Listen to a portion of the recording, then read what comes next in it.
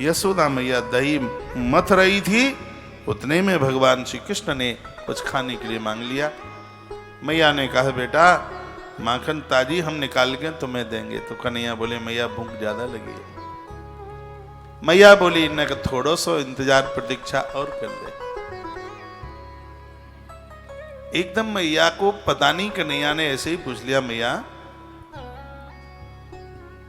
तुम यूं बता के तो गैयन को दूध ज्यादा अच्छा लगे कि तुमको अपनो कन्हैया पूत ज्यादा अच्छा लगे।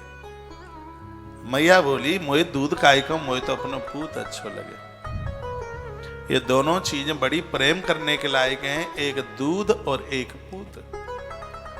दूध किसी जमाने में कहा जाता था कि दूध बेचना पूत बेचने की तरह है। वो जमाने में दूध बेचा नहीं जाता था। दूध और पूत, दूधन नहियो पूतन फलियो, ऐसे आशीर्वाद दिए जाते थे। दूध को फैलना उसको अशुभ माना जाता था। दूध, ये धरती माता दूध के लिए प्यासी सी भूखी सी रहती है। यहां कोई ग्रामीण लोग बैठे हों जो गैया और भैंस रखते हों, ऐसे पशुओं को, जीवों को कभी बीमारी नहीं होती। जब उनका दूध निकाला जाता है तो पहली धार धरती के ऊपर छोड़ी जाती है।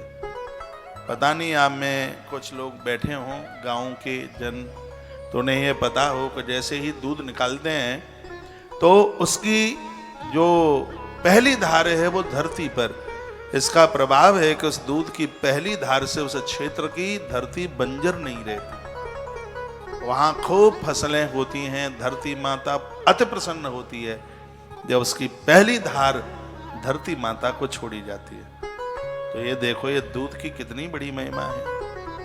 और आज बच्चों के पेट में ऐसा दूध नहीं पहुंच पा रहा। पहले कहा जाता था बेटा दूध पी ले तेरी चुटिया बढ़ जाएगी। चुटिया का मतलब संस्कार बढ़ जाएंगे।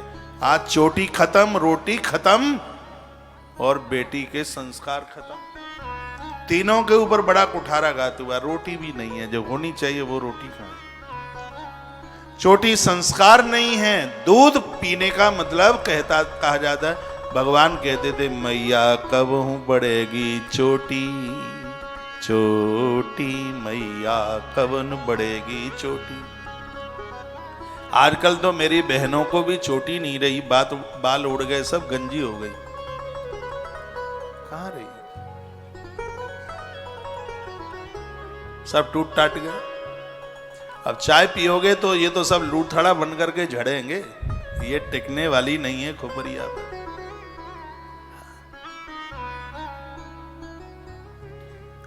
जिस नारी की नाभि ढकी हुई होती है उसकी चोटी बहुत लंबी होती है, उसके बाल मजबूत होते हैं।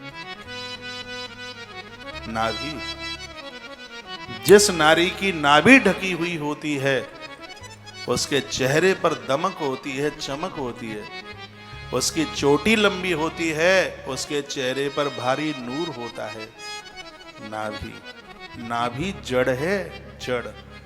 पेड़ की जड़ मिट्टी में जितनी दबी रहेगी पेड़ उतना ऊपर जाएगा, और नारी की नाभि जितनी ढकी रहेगी उसका परिवार भी उतना ऊपर जाएगा। लेकिन तालियां बजा करके खुश मत कर दो। नाभि जड़ ही तो है, और क्या है, ये जड़ है नाभि।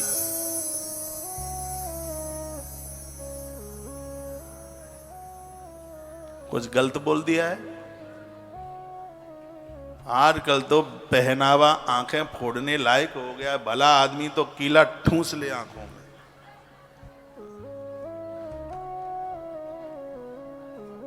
पता नहीं क्यों ऐसा होता है। नारी का पहनावा पति को प्रसन्न करने को होता है, दुनिया को नहीं। ऐसा कपड़ा पहने लपेट करके उसके अंगों को कोई देख ना पाए। जब जब धरती पर नारी मर्यादित रही है तब तक ईश्वर ने उसकी कोख को अपना जन्म स्थान बनाया।